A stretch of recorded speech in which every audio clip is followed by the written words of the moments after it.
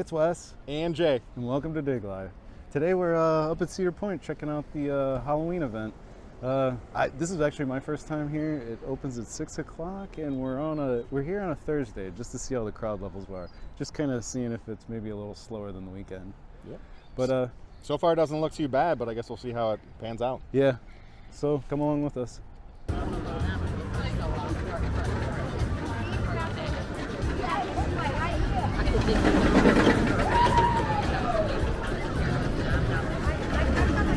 Cedar Point's Hallowed Weekend costs $49.99. It also costs $25 per car for parking, and the festival runs from September 14th to October 29th. One thing we missed on Thursday was the park actually opens at 6 p.m., but the haunted houses don't start until 8 p.m. They also open at 8 p.m. on Fridays, 6 p.m. on Saturdays, and 5 p.m. on Sundays. We first rode the giant wheel, which normally has a really long line, at least 40 minutes, and it was just a walk-on, which was great because I kind of wanted to ride it all summer long. Next we rode the Wild Mouse, which was also a walk-on, and then we stopped over at the Grand Pavilion just to check out which winter drinks they had. They actually had pumpkin on tap, which was what I got. Then we headed to Millenium Force while we drank our beers.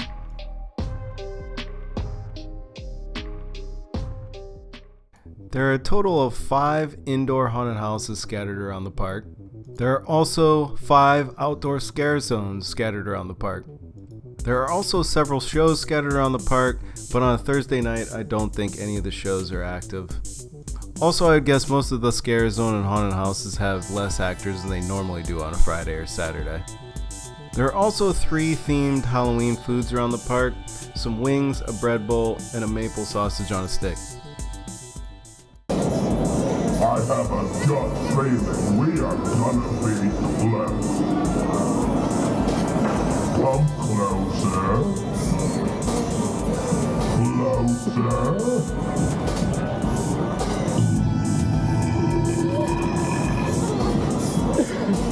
Wow! Do you smell that? I did like the Dead Ride Cemetery. Looking at some of these brings back some memories, makes me a little sad.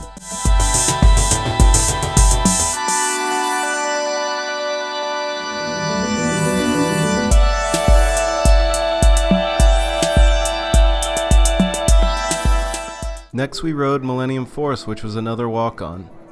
Which you can't beat that. This ride always seems to load really slow. I don't know why the operations are terrible on just this one ride at Cedar Point. Here it is! Oh man, this drop.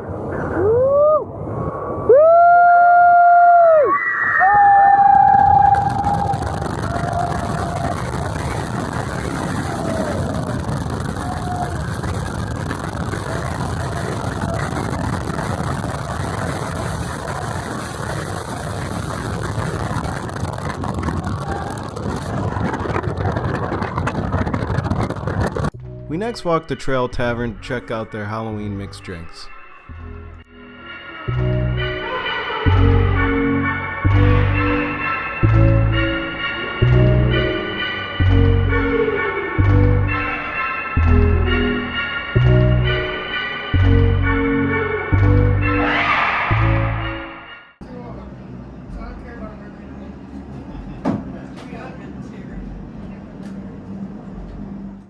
We both ended up getting the Raven, and then we chatted with the bartender a little bit, and she told us that we should get in line 20 minutes before 8 to get a spot in the haunted house.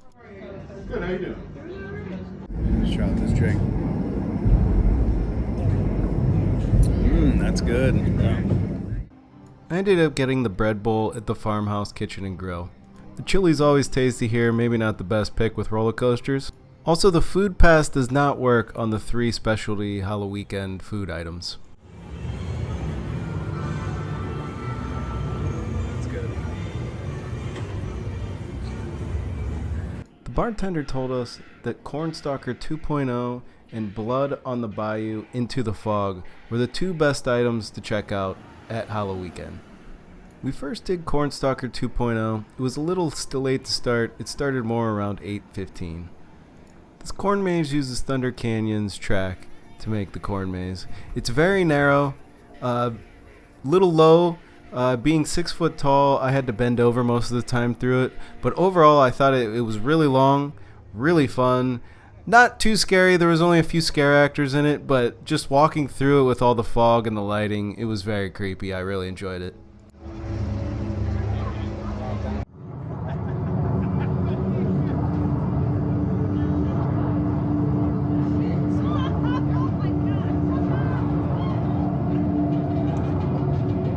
Next we did Blood on the Bayou. This was in the area where Forbidden Frontier on Adventure Island was. It was a little kids area. I'd never been back in that area. This was my first time.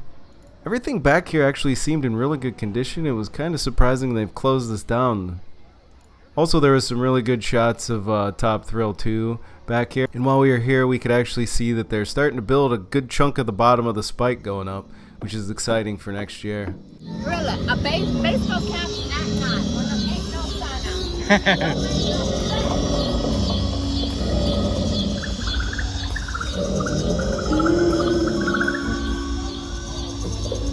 One thing that was nice about Blood on the Bayou is there was no wait. CornStalker 2.0, we waited about 20 minutes for it, but it was well worth the wait. And holding hands doesn't work neither. By holding hands, you just get the virus at the same time a little quicker, that's all. Watch out for him.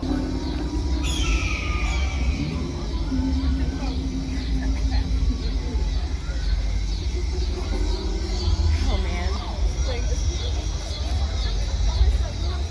Yeah, yeah.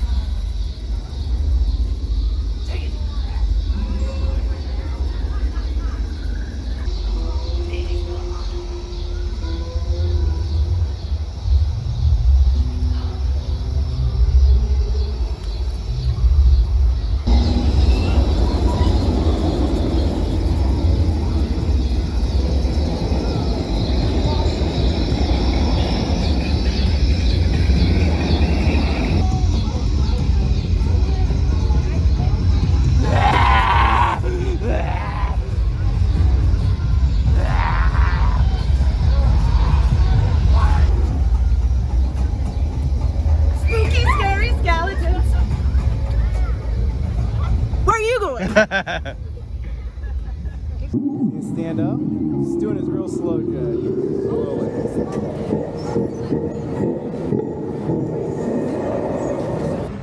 So we ended up getting a red blood bag. We're gonna test it out. They also have green ones too. This one has vanilla vodka, pineapple juice, and cranberry juice, and grenadine. Let's see. Tasty. Very refreshing.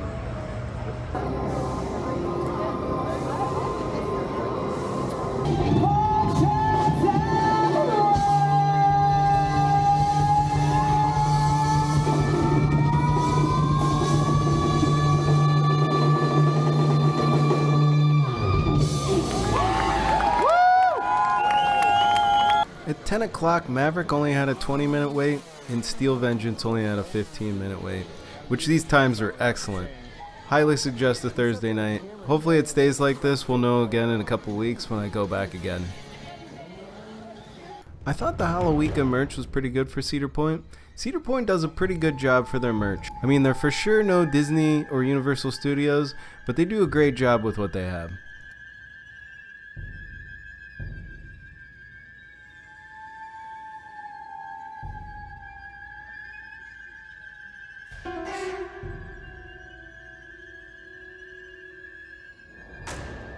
Also on our way out, we had night rides on Boo Streak, or Blue Streak as they want to say it, Valraven, and also Gatekeeper. All these rides were walk-ons, no wait at all. Amazing. I forgot, we also had walk-ons on Windseeker and Max Air.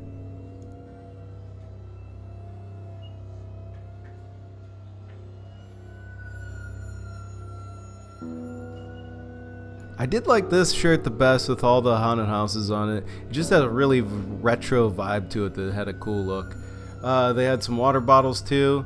I might have to grab one of these shirts when I go back in a couple weeks. Feedback, and I get a very loud woo-hoo. That was pretty good. So we ended up just finishing our night. It's only about 10:30 here at Cedar Point. We ended up riding quite a bit of stuff. Yeah, We didn't do too many haunted houses. We only did 2 of the outdoor walking areas, which I actually thought were pretty good overall. Yeah, we did CornStalkers and the one that's The Bayou Bayous. something, yeah, Bayou. It was fun. Yeah, and both of them were pretty good. We didn't have to wait too long for each of them. The other haunted houses looked to have a little bit of lines. Yeah, the indoor ones, the mazes as they call them. Yeah, and all the coasters had no lines at all, really. Yeah, very short waits. Yeah, I mean, everything was pretty much walk-on coaster-wise. I think the longest coaster we saw was Maverick at 30 minutes, Yeah, which is pretty dead for a normal day. yeah. I mean, if you want to come out here and ride some rides, this seems like a good night to come do it. Yeah, we barely waited for anything for Millennium when we first came in. Yeah, nothing. We rode 10 Wild minutes. Mouse, easy, got on that real Yeah. quick. We could have done Steel Vengeance. It was only a 15-minute wait, but we kind of just went to the big front of the park because we're not here that long. Mm-hmm. And then, It was fun. yeah, overall, we had some drinks. We ate some food here. I thought the corn maze was really good, actually. Yeah, But overall, it was a pretty good night. And yeah, had fun. yeah, had fun.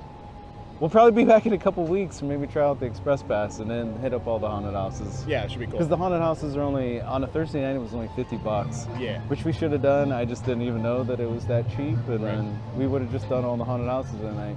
Yeah, But thanks for joining us. And whatever you decide to do, just get out there and do it. right.